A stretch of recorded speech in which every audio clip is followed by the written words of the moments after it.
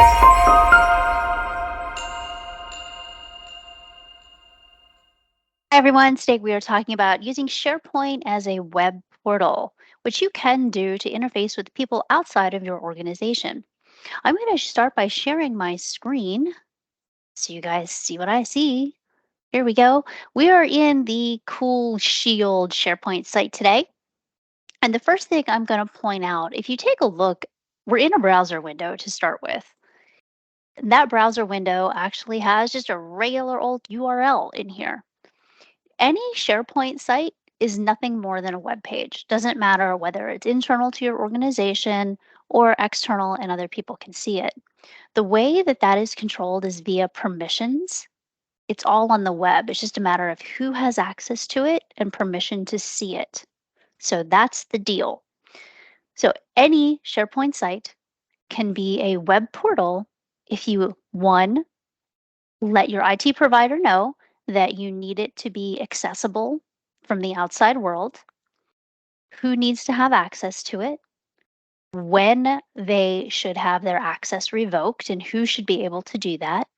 By default, Microsoft allows you to have a 90-day window for guests to come into a SharePoint site. After that, you have to keep giving them extended access to it. So just so you're aware, for those people that are owners, you will need to update access for folks.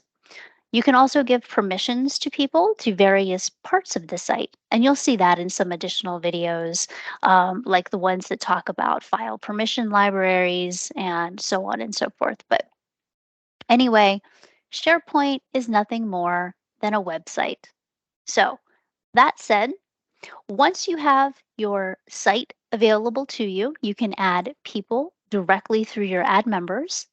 You'll click add members, and inside of your organization, you can simply type people's names in. It will bring them in. If they're outside of the organization, you can type them in by email address, and it will allow you to send them. Basically, what the system does in the background is it will send them an email that says you have added them as a visitor to that particular site, and they will need to click on the link that you have sent them in order to get um, basically credentialed into your tenancy.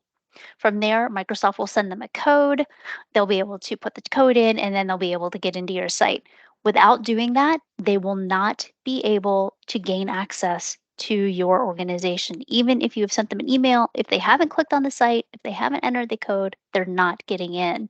So if you are adding outside people to your SharePoint sites, please make sure you give them a heads up. Say, hey, by the way, you're going to get an email.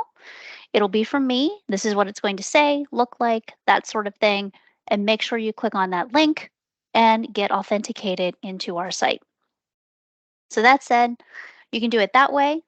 You can also go to Outlook and invite people from there. So we've described this in another video, so make sure you take a look at that one, and that one's all about adding groups inside of Outlook. That'll show you how to add people inside of Outlook into a group, and then you can add the entire group to a site as well and give them access that way. So that's it. Again, SharePoint is nothing more than a website. How people interact with it is up to you. You can keep it internal to your organization, or you can allow it to accept visitors or guests from the outside world and basically enable it for external use as well. So that's it. See you next time.